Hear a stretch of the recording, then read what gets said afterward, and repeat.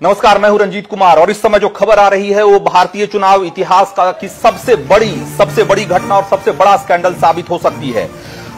भारतीय मूल के एक इंजीनियर ने दावा किया है कि 2014 में जो चुनाव हुए थे उसमें बड़े पैमाने पर ईवीएम हैक की गई थी और ये हैकिंग बीजेपी ने करवाई थी। उसने आज जो सैयद शुजा नाम के इस शख्स ने, जो कि ईसीएल का पूर्व अधिकारी रह चुका है, पूर्व इंजीनियर रह चुका है, उसने लंदन में एक प्रेस कॉन्फ्रेंस की और उस प्रेस कॉन्फ्रेंस में उसने बहुत सारे चौंकाने वाले खुलासे किए हैं, बहुत चौंकाने वाले दावे किए हैं। और ये जो दावे हैं, आप यकीन नहीं करना मुश्किल है। ये किसी बहुत ही एक थ्रिलर का प्लॉट जैसा दिखता है, लेकिन अगर ये सच है तो ये, जैसा कि मैंने कहा, कि ये भारतीय चुनावी इतिहास का, भारतीय राजनीति का सबसे बड़ा स्कैंडल साबित हो सकता है। सैयद शुजा ने दावा किया है कि 2014 में बड़े पैमाने पर ईवीएम हैक की गई और ये हैकिंग में जिस कंपनी ने साथ दिया बीजेपी का, वो थी रिलायंस जियो। रिलायंस जियो ने देश भर में ऐसे बहुत सारे सेंटर्स का जाल बिछाया। ऐसे 9 सेंटर बनाए गए जहां पर कि जिसके जरिए लो फ्रीक्वेंसी पे, जिसको कि आप मिलिट्री ग्रेड फ्रीक्वेंसी भी कह सकते हैं, उसके सिग्नल इमिट किए गए वहां से और देश भर के जो टारगेटेड ईवीएम थे उसको हैक किया गया। जो सैयद शुजा है, उनका दावा है कि जो लोग काम कर रहे थे इन सेंटर्स में, उन्हें भी नहीं पता था कि वो एक तरीके से ईवीएम हैकिंग में इन्वॉल्व हैं, क्योंकि उन्हें लग रहा था कि वो सिर्फ डेटा एंट्री कर रहे हैं और असल में वहां से हैकिंग चल रही थी। सैयद शुजा का दावा है कि वो उस टीम का हिस्सा रहे हैं जिसको कि ECIL यानी कि electronics corporation of India limited, जिसने कि इस ईवीएम को डिजाइन किया है, इस ईवीएम को बनाया है, उसने एक प्रोजेक्ट के तहत इन्हें ये जिम्मेदारी सौंपी थी कि ये पता लगाए कि ईवीएम हैक किए जा सकते हैं कि नहीं। और उनकी टीम ने ये साबित किया था कि ईवीएम को लो फ्रीक्वेंसी सिग्नल के जरिए इंटरवीन किया जा सकता है, इंटरसेप्ट किया जा सकता है और उसे हैक भी किया जा सकता है। और ये हैकिंग जब उन्होंने साबित की कि ये हैकिंग हो सकती है, बाद में इसी टेक्निक का इस्तेमाल करके 2014 के चुनाव में बड़े पैमाने पर ईवीएम हैक की गई। बहुत चौंकाने वाले खुलासे हैं, आप जानकर हैरान हो जाएंगे जो सैयद शुजा ने कहा है। आपको एक बार फिर से बता दें कि ये जो प्रेस कॉन्फ्रेंस है लंदन में हो रही है और लंदन में इंडियन जर्नलिस्ट एसोसिएशन का जो यूरोप चैप्टर है उसने इस प्रेस कॉन्फ्रेंस को वहां आयोजित करवाया है। वहां पर सैयद शुजा का दावा है कि इस प्रेस कॉन्फ्रेंस को लेकर के भारत की सभी राजनीतिक पार्टियों को न्योता भेजा गया था, उनको बताया गया था कि इस तरह का प्रेस कॉन्फ्रेंस होना है, किया जाना है, लेकिन सिर्फ कांग्रेस के कपिल सिब्बल उस प्रेस कॉन्फ्रेंस में मौजूद हैं।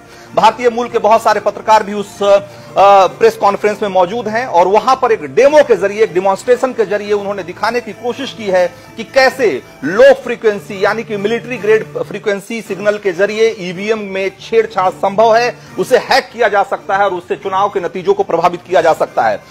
सैयद शुजा ने यह भी कहा है कि 2014 में, न सिर्फ 2014 में बल्कि बाद के भी बहुत सारे इलेक्शंस में, जो स्टेट इलेक्शंस थे, वहां पर भी हैकिंग की गई। और उनका दावा है कि इस बार मध्य प्रदेश, छत्तीसगढ़ और राजस्थान में भी नतीजे एकदम अलग होते, बीजेपी यहां जीत जाती, अगर उन्होंने और उनकी टीम ने इसको इंटरसेप्ट नहीं किया होता। जो बीजेपी की तरफ से जो ये हैकिंग की कोशिश की जा रही थी, अगर उसको इंटरसेप्ट नहीं किया होता तो यहां भी नतीजे पलट जाते और बीजेपी के फेवर में जाते। यहां तक कि उनका दावा है कि हमने और उनकी टीम ने बीजेपी के लोगों से इस बारे में बात करने की कोशिश की थी, बल्कि उन्होंने यहां तक स्वीकार किया है कि उनकी टीम ने बीजेपी को ब्लैकमेल करने की कोशिश की थी। और इसी सिलसिले में हैदराबाद के एक सबर्ब में उनकी मुलाकात हुई थी बीजेपी के कुछ नेताओं से, जहां पर कि उन पर हमला हुआ और उनके टीम के ज्यादातर लोगों को गोली मार दी गई।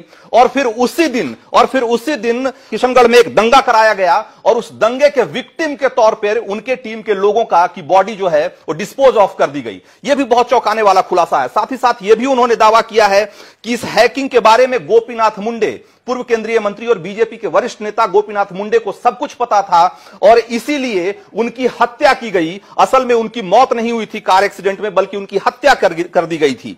और जब इसकी जांच के दौरान तंजील अहमद नाम के पुलिस अधिकारी को इसका पता लगा और वो इसकी रिपोर्ट फाइल करने वाले थे, तो तंजील अहमद को भी मार दिया गया, उनकी भी हत्या कर दी गई। ये 4 days ago, Syed was attacked in the United States and he was unable to take the flight that he was booked on from Newark to London on Saturday night. and arrive here yesterday morning.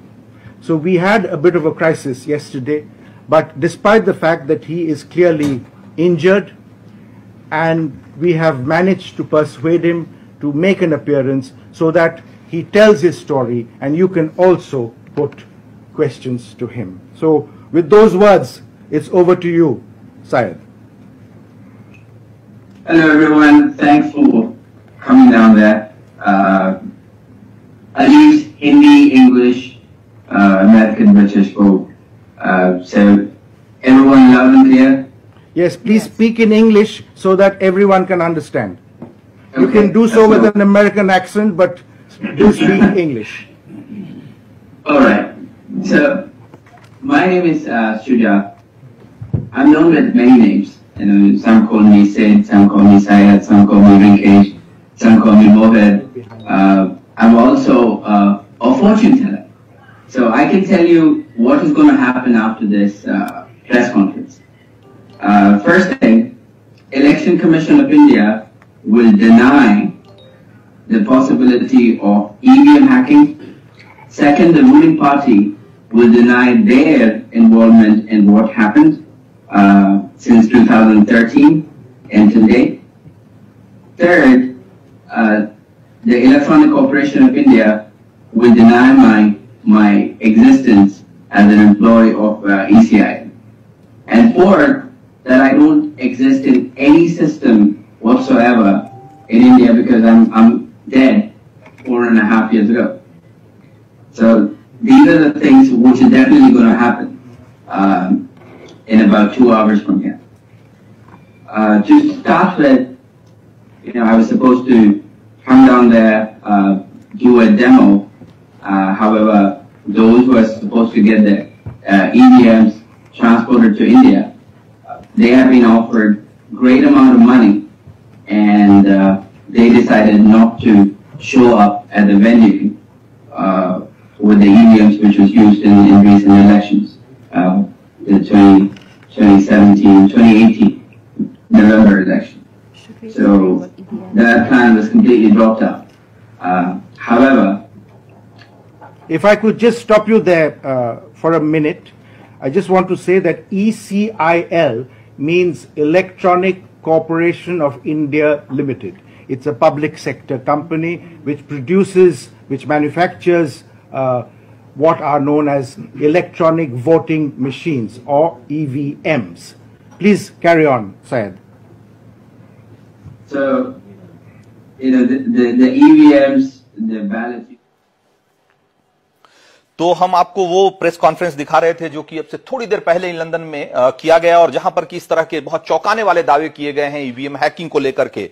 जैसा कि उन्होंने दावा किया कि 2014 में EVM बड़े पैमाने पर हैक की गई थी और भी बहुत सारे स्टेट इलेक्शन हैं जिसमें कि ईवीएम की हैकिंग हुई। बहुत चौंकाने वाली बातें कही गई है। गोपीनाथ मुंडे की मौत नहीं हुई थी, उनकी हत्या की गई थी और उनकी मौत की जांच कर रहे अधिकारी ने जब उनकी हत्या की बात उजागर करनी चाहिए, सार्वजनिक करनी चाहिए तो उनकी भी हत्या कर दी गई। हालांकि ये फैक्ट है कि तंजील अहमद जो कि एनआईए में डीएसपी के रैंक पर काम कर रहे थे और गोपीनाथ मुंडे के केस से जुड़े हुए थे, 2016 में उनकी हत्या कर दी गई थी। इसके